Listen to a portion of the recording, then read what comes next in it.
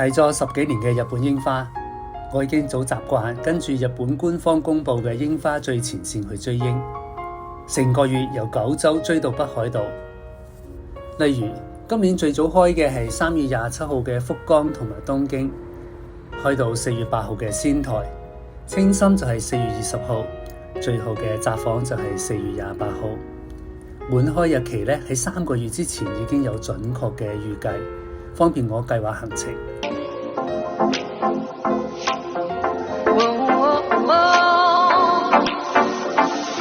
不過呢一種準確無誤嘅櫻花預測只限日本，春天都有大量櫻花嘅韓國同埋台灣就冇呢種十分有用嘅櫻花最前線，令追花一族好難事先計劃行程。我一直以為呢個係因為日本嘅預測技術比較先進，直到今年春天我喺台灣一口氣追櫻追咗9次，先知道呢個真正嘅秘密。秘密就喺美麗櫻花入邊暗藏嘅 DNA， 以及一段不為人知嘅人工品種櫻花嘅黑歷史。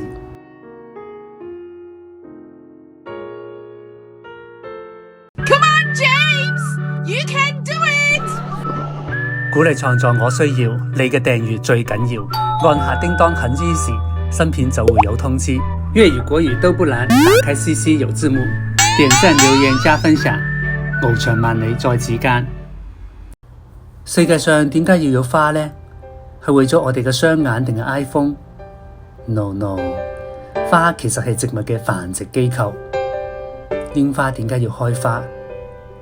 因為櫻花無法子隨意移動去求偶，好似雀仔咁樣，佢唯有靠住花咧去吸引啲動物或者昆蟲幫佢進行授粉，吸引蜜蜂或者蝴蝶埋嚟。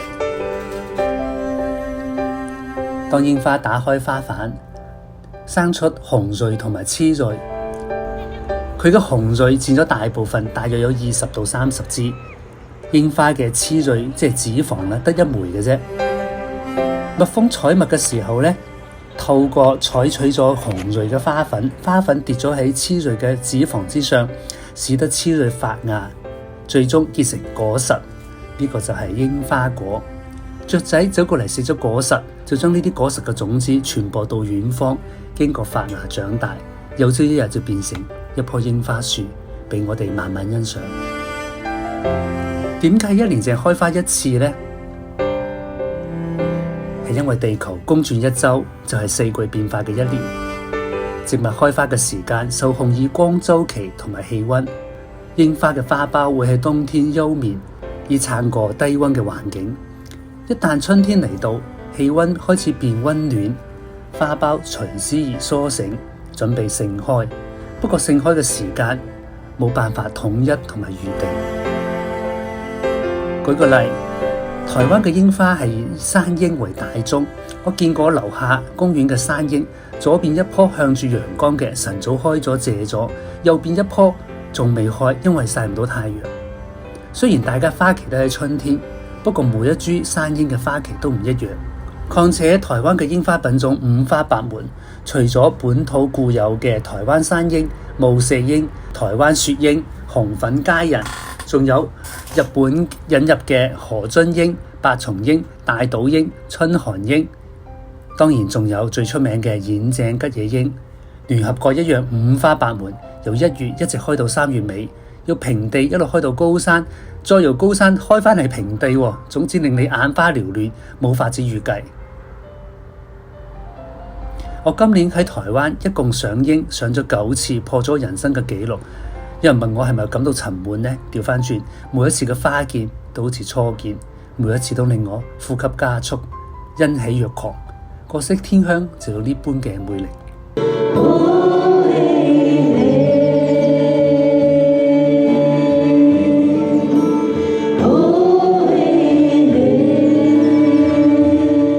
台灣嘅緯度比日本更南，春天更加早，所以台灣嘅櫻花期早過日本足足1個月。日本最早開嘅河津櫻，2020同埋21年都係2月10號到3月10號。嚟到呢個卡巴茲嘅馬庫尼，佢咧就咁樣係最早開嘅櫻花嚟嘅，由2月10號到3月10號。我哋而家就嚟睇河津櫻啦。2022年係2月1日至28日，今年提前咗10日。即使係咁樣，台灣嘅櫻花依然係早過日本嘅河津櫻。台灣冇櫻花最前線，我用自己今年嘅賞花地圖，用時間次序排列。今年最早嘅就係拍攝日期1月13號，台灣地表最美嘅2022春莊空拍阿本農場櫻花秘境。拍攝嘅地點係南投縣嘅阿本農場。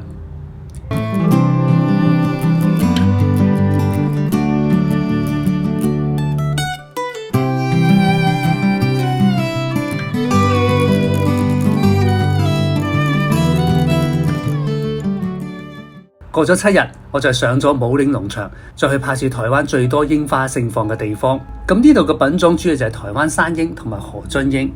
今年第3次拍攝櫻花就係2月1號嘅大年初一，去咗拍攝櫻花叢中嘅最靚嘅溫泉廢墟，即將消失嘅小鎮蘆山溫泉。今年第4次拍攝櫻花就去咗暨南大學。呢度嘅優點咧就係人流最少，喺大草地上面睇櫻花好放空。不過缺點咧就係地方太大，櫻花太少，缺乏一種花海嘅感覺，所以我到而家都未剪呢條片嘅。呢個嘅拍攝時間係2月8日。歡迎大家光臨我們九族文化村的櫻花季哦。2月10日我就上咗去九族文化村拍攝，呢度亦都係最洶湧澎湃嘅花海，仲有可以媲美京都嘅夜櫻，有台灣最多嘅白松櫻啊！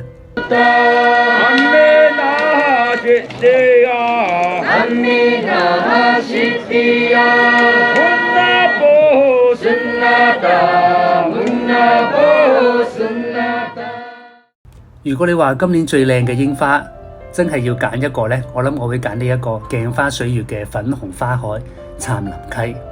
拍攝時間係2月28日。由龍珠橋到杉林溪橋，短短幾百公尺嘅河岸斜坡上，密密麻麻兩邊種咗1200株嘅春寒櫻，數大就是美，而且唔係一行，密麻麻咁樣種咗3行。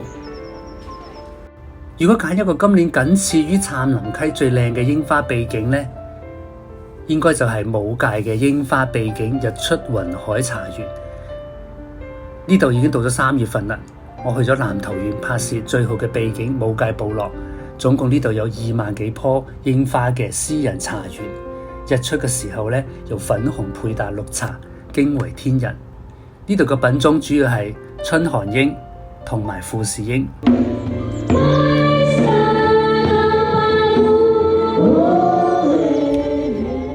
今年第8次拍攝櫻花就去泰安派出所，拍攝時間係3月8日。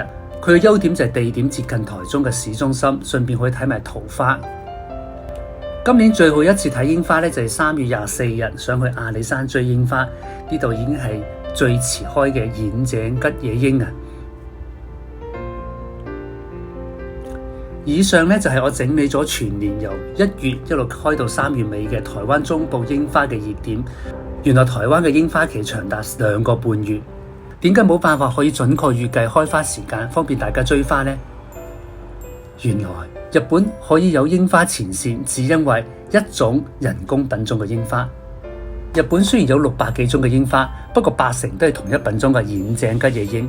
呢種櫻花並不是大自然天生，而係江戶時期喺岩井村人工地將野生嘅大島櫻同埋江戶彼岸櫻雜交培植而成嘅，所以呢種櫻花有一種缺陷喺度，佢冇得自我繁殖，佢只能用插枝或者隔節嘅人工方法繁殖，所以全世界嘅岩井吉野櫻都係擁有一樣嘅 DNA、一樣嘅花瓣、一樣嘅顏色，喺同樣嘅溫度之下呢，接受同樣嘅遺傳基因嘅指令，所以喺同一地區嘅花期能夠保持一致性。成千上萬嘅岩井吉野櫻能夠一齊開放、一齊凋謝，因為同一日滿開先至可以用地區嚟預測花期，所以櫻花最前線能夠準確預測東京或者仙台同一家族嘅岩井吉野櫻喺邊一日齊開，都係因為 DNA 嘅關係。調翻轉，因為台灣嘅櫻花品種繁多，冇有壓倒性嘅品種，本地種最早開嘅山櫻到最遲開嘅霧社櫻，仲有引入嘅日本種嘅河津櫻、白松櫻、香水櫻到最遲開嘅岩井吉野櫻，足足要2個半月時間。由於呢啲櫻花除咗岩井吉野櫻之外咧，全部都係天然授粉啊，每株花嘅 DNA 完全唔同，所以櫻花最前線用嚟預測嘅櫻花只得一種，就係岩井吉野櫻。所以山櫻、霧社櫻、河津櫻、白松櫻、富士櫻呢啲櫻花都冇法子聽話地喺同一日開同一日謝，所以冇法子預測。無法預測係咪更加吸引你同我呢？就好似海底針、女人心 ，unpredictable 先至有生活嘅樂趣，先至有追花嘅樂趣。今年櫻花已經入土啦，出年春天我哋再一齊去追櫻。